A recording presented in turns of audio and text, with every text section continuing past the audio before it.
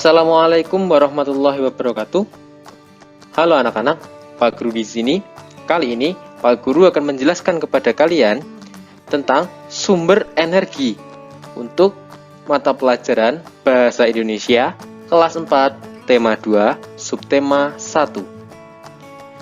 Langsung saja kita mulai pembelajarannya. Tahukah kamu sumber energi yang ada di bumi? Ada banyak sumber energi di alam. Perhatikan materi berikut dengan seksama agar kamu mengenal jenis-jenis sumber energi.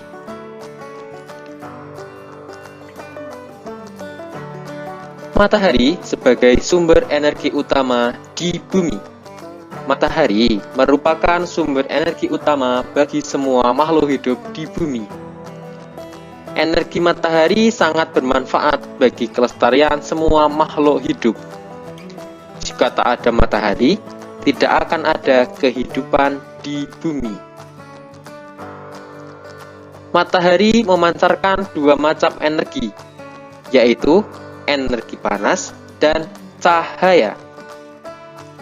Yang pertama, energi panas. Energi panas yang dipancarkan matahari membuat suhu di bumi menjadi hangat. Panas matahari juga membantu penguapan air hingga menjadi awan untuk selanjutnya menjadi hujan.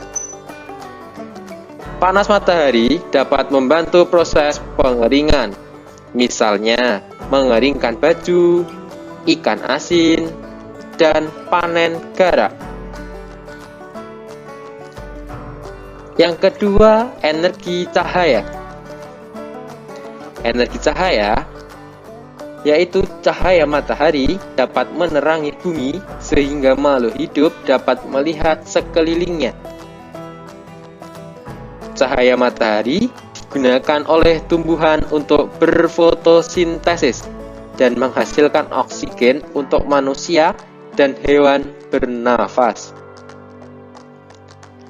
Cahaya matahari bermanfaat untuk mengubah provitamin D menjadi vitamin D yang berguna bagi manusia. Energi angin. Angin adalah udara yang bergerak.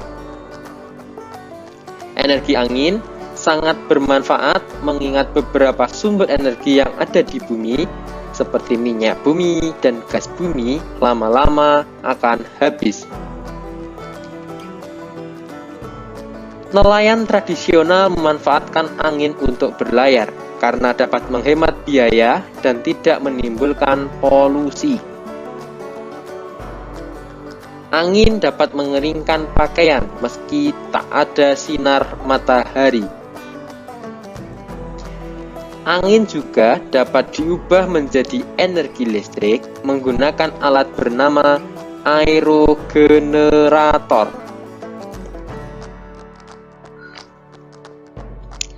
Angin dibedakan menjadi beberapa macam, antara lain, yang pertama, angin laut.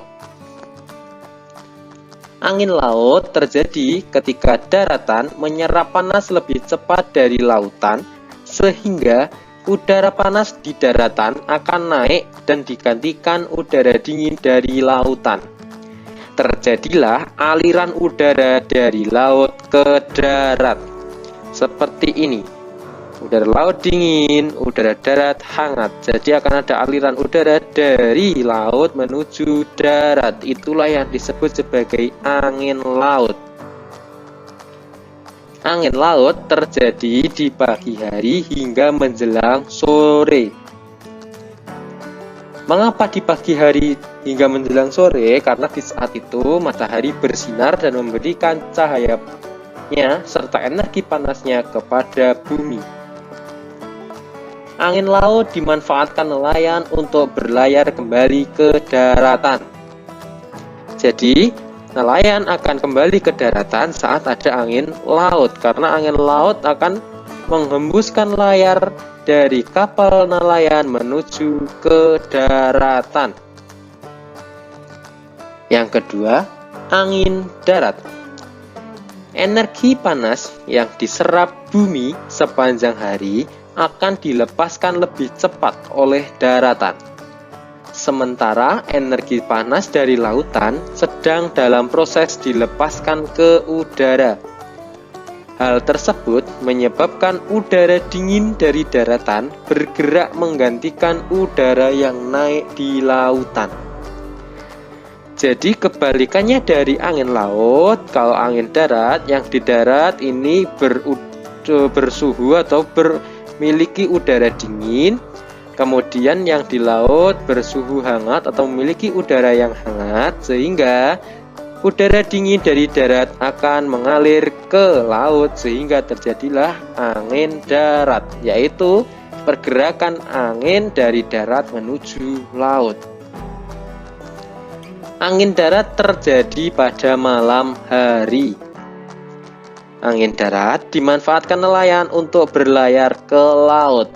Kalau angin laut dimanfaatkan nelayan untuk kembali ke daratan, sedangkan angin darat kebalikannya, yaitu dimanfaatkan nelayan untuk pergi melaut. Itulah mengapa para nelayan mayoritas berangkat melaut pada malam hari dan akan kembali pulang di keesokan harinya.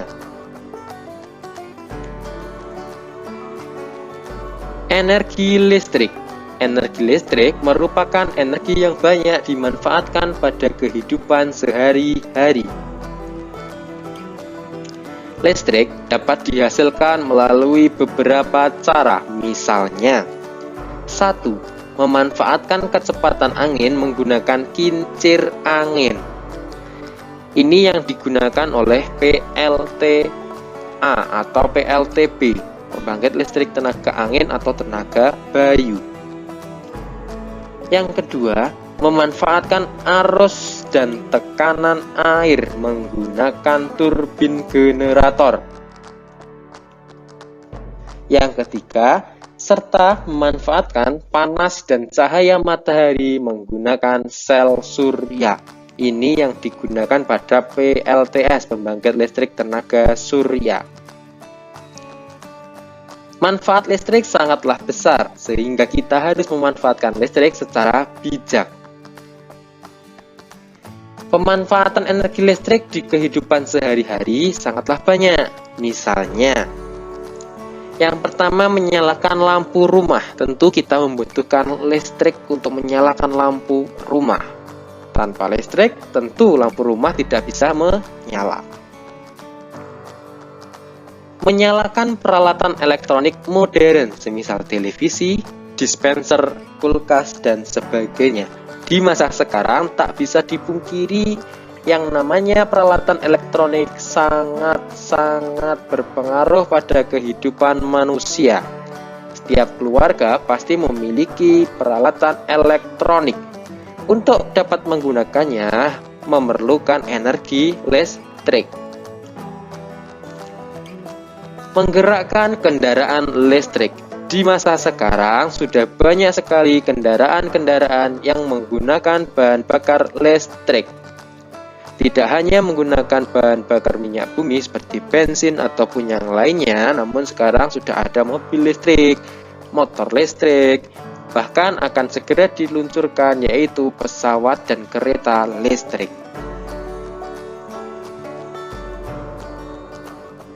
Minyak bumi.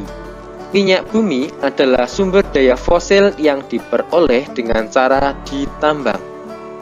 Minyak bumi terbentuk dari pelapukan sisa-sisa makhluk hidup dalam waktu yang lama, sekitar 300-350 tahun. Oleh karena itu, minyak bumi harus digunakan secara tepat dan hemat agar tidak cepat habis. Mengapa? Karena proses terbentuknya minyak bumi membutuhkan waktu yang lama. Jika kita tidak berhemat, maka bukan tidak mungkin persediaan minyak bumi akan segera habis. Karena penggunaan lebih banyak daripada pengadaannya atau proses terjadinya pembentukan minyak bumi. Penggunaan minyak bumi di kehidupan sehari-hari beragam. Nah, berikut beberapa hasil pengolahan minyak bumi. Yang pertama ada LPG atau liquefied petroleum gas. Ini yang selalu kita temukan di dapur yang dimanfaatkan untuk bahan bakar kompor gas. Yang kedua ada bensin. Tentu kita setiap hari yang mengendarai sepeda motor, mobil, tentu membutuhkan bahan bakar. Bensin sekarang terdapat beberapa macam, misalnya ada premium, Pertalite, dan Pertamax. Yang ketiga ada kerosin atau minyak tanah. Minyak tanah ini berwarna kuning kecoklatan. Ini digunakan sebagai bahan bakar kompor minyak atau juga lampu minyak. Yang keempat ada aspal. Aspal digunakan sebagai untuk meratakan atau membuat jalan raya berbentuk hitam dan lengket. Yang kelima ada aftur atau aviation turbine yang dimanfaatkan untuk menjadi bahan bakar pesawat terbang yang bermesin turbin. Nah, itu tadi anak-anak beberapa macam sumber energi dan penjelasannya. Apabila ada hal yang kurang jelas, silahkan tanyakan di kolom komentar. Semangat belajarnya. Wassalamualaikum warahmatullahi wabarakatuh.